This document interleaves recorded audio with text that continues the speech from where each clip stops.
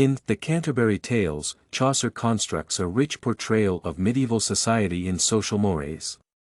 Chaucer's world is vibrant and populated with archetypes that seem to fit neatly in social and moral categories.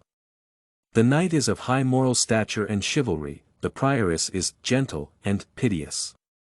The characters paint as much an image of medieval English society, as they show attributes of the poet himself. Chaucer appears as a social conservative and a moralist. The two facets of the poet are both significant. They reveal the poet's attitude towards English society.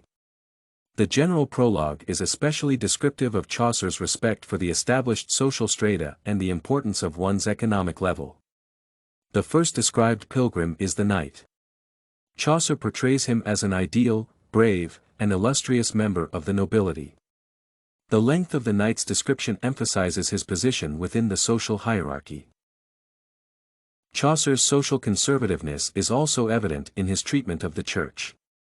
Arguably, the church representatives, the monk, a manly man, interested more in hunting than the Holy Writ, the friar, known for gallantry and wooing tongue, and the sinful pardoner, with plastic consciousness, who knew to rake in cash, are explicitly ridiculed for their greed and moral lassitude. However, Chaucer does not specifically criticize the institution of the church. The Holy Bible is cited with reverence and appreciation. Moreover, Chaucer's view on women, expressed through Miller's words, aligns with the view of the medieval intellectual orthodoxy: the man who has no wife, he is no cuckold.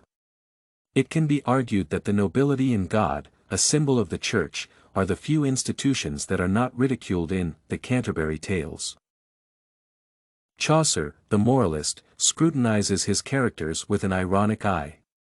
He explicitly or subtly ridicules them for their follies.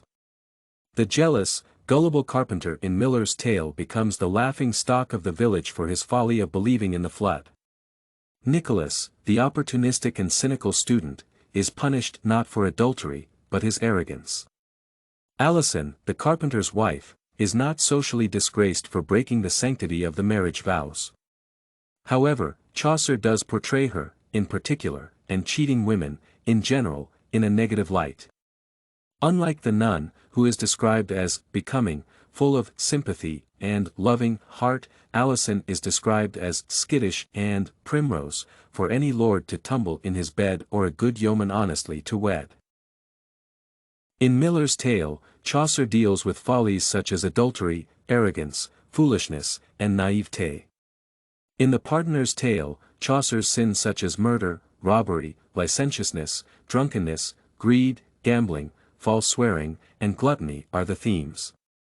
Through Pardoner's words, Chaucer describes his attitude towards the excessive consumption of alcohol. O drunken man, disfigured is your face, sour is your breath, foul are you to embrace.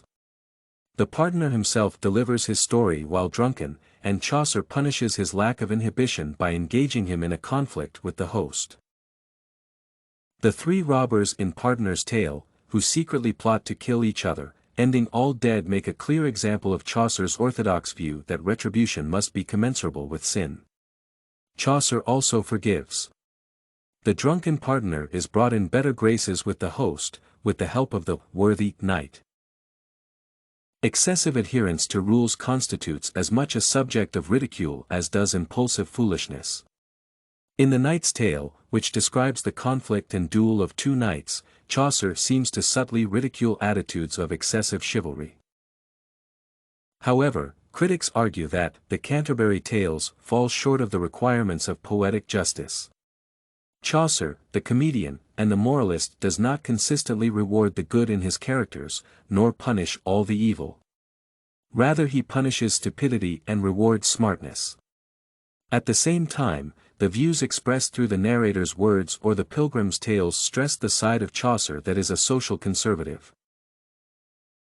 Everything you need for studies, essay samples, writing tools, and tips, you can find at studycorgi.com.